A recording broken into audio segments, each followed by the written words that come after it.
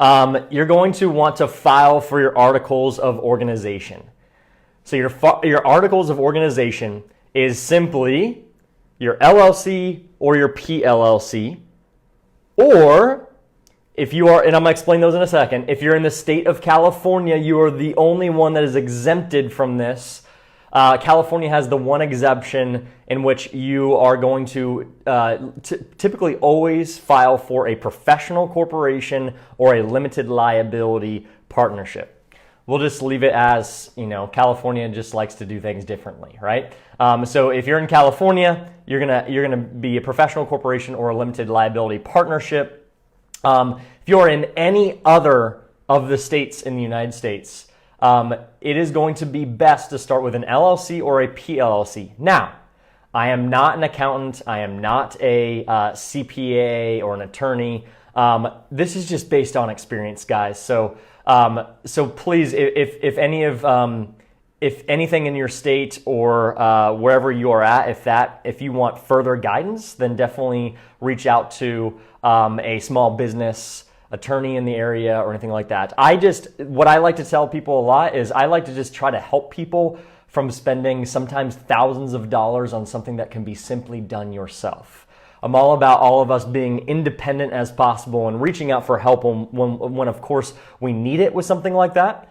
But filing for an LLC or a PLLC, if you are not in the state of California, is incredibly simple.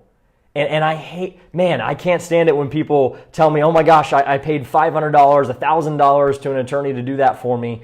And I'm like, man, a few clicks of a button, I could have gotten on a call with you and helped you with your Secretary of State website, and we could have saved that money, right? So we're going to, LLC or PLLC? PLLC. PLLC stands for Professional LLC, Limited Liability Company. And all that is basically your state saying, hey, we want to be able to tell people who come into contact with this LLC that it is a professional organization. So states vary on this. And so what you're going to want to search is this. I want you to just type into Google, LLC or PLLC for a physical therapist in Texas. LLC or PLLC for an occupational therapist in, Indiana, right? Physical therapist or LLC or PLLC for physical therapists in Florida. Just type that into Google, and I pretty much have been able to find that for pretty much most states. It'll give you direct guidance on a professional entity who has a license like you do if you need an LLC or a PLLC for your state. In the state of Colorado, needed a PLLC. Here in Texas, you honestly can have an LLC or a PLLC, depending on your business. For anywhere else, let's go ahead and Google that. Once you figure that out, then all you have to do is you have to go to the Secretary of State website, and you have to file for that article of organization based on the business name that you create. And before I move on from this one, I just want to say, is creating a business name, put some thought into it and definitely think of those words that mean a lot to you and you think will mean a lot to your clients, but also don't spend too much time here with creating a name. Go with some of the things that really stick with you, but don't stick on this number one for weeks.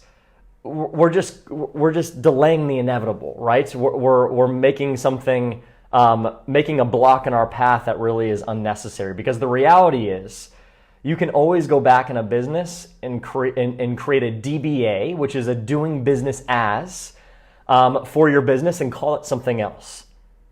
Uncaged Clinician has a DBA. We were actually founded with the Mobile Concierge Coaching Academy LLC, a long LLC. No idea why we decided to go with that name, but we are mainly coaching mobile and concierge entrepreneurs, and now we've expanded to brick and mortar and hybrid based as well, and gym based, and pretty much anyone starting a practice.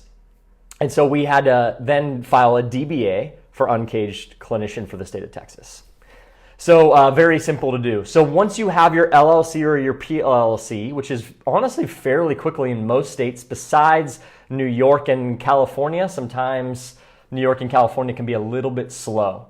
Secondly, tax ID number and EIN number. You're going to want to do this after you file for your articles of organization. And this is an unbelievably simple process. Again, this one gets me a little bit riled up when people are like, oh yeah, I asked my attorney or my, some legal counsel to do that. I'm like, okay, you go to the irs.gov website. And I'm just poking fun at this. I'm not making fun of any of you guys, by the way.